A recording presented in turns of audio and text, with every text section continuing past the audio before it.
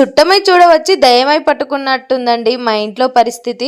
ఒకరికి కాకపోతే ఒకరికి జలుబులు దగ్గులు అయితే స్టార్ట్ అయిపోయాయి. అయినా దీనికి కాకరకాయ కూరకి ఏంటక్క సంబంధం అంటే ఉందండి. కాకరకాయలు యాంటీబయాటిక్ కాబట్టి ఆ చేదుకి దగ్గు జలుబు అనేది తగ్గిపోతుంది. అంతేకాదండో నోరు చేదుగా ఉండి ఏది తినాలనిపించకపోతే ఈ మిరియాల టమాటా చారు కూడా చాలా బాగుంటుంది.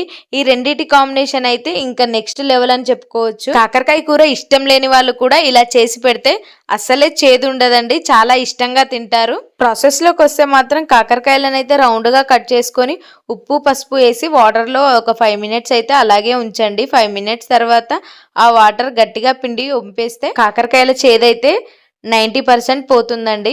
తర్వాత అయితే ఆయిల్లో పల్లీలను డీప్ ఫ్రై చేసుకొని అవి మిక్సీకి అయితే వేసుకోవాలి. మిక్సీకి వేసుకునే ముందైతే ఉప్పు కారం వెల్లుల్లి వేసి మిక్స్ అయితే పట్టుకోవాలండి. ముందుగా పల్లీలు వేయించి పెట్టుకున్న ఆయిల్లోనే మన కాకరకాయలను కూడా వేసి అవి బ్రౌన్ కలర్ లో వచ్చే వరకు వేయించుకోవాలి. ఫ్రై అయిన కాకరకాయలను అయితే ఒక బౌల్లో తీసుకొని ముందు మిక్స్ చేసుకున్న పౌడర్ అయితే అందులో కలిపేసుకోవాలండి. మీకు వెల్లుల్లి ఫ్లేవర్ ఇంకా ఎక్కువ కావాలి, ఎక్కువ వెల్లుల్లి ఫ్లేవర్ అంటే ఇష్టమైతే ఇంకాస్త వెల్లుల్లి కూడా అందులో వేసుకొని కలుపుకుంటే ఎంతో నోరూరించే కాకరకాయ ఫ్రై అయితే రెడీ. చాలా చాలా టేస్టీగా ఉంటుంది. కాకరకాయ తినని వాళ్ళు కూడా ఎంతో ఇష్టంగా తింటారు. ఇంకా టమాటా చారు విషయానికి వస్తే టమాటా చారు అందరికీ తెలిసిందే.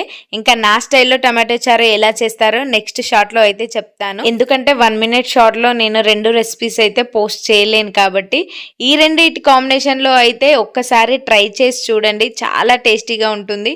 నోరు బాగలేని వాళ్ళకైతే ఇవి చాలా చాలా బాగుంటుంది. వేడి వేడి అన్నంలో కాకరకాయ ఫ్రై టమాటో చారు వేసుకొని తినాలి, అసలు ఆ టేస్టే వేరండి. నా ఈ వీడియో మీకు నచ్చినట్లయితే లైక్ చేయండి, షేర్ చేయండి, కామెంట్ చేయండి, సబ్స్క్రైబ్ చేసుకోవచ్చు కదా. అంతేకాదు బెల్ ఐకాన్ కూడా క్లిక్ చేసేసుకోండి.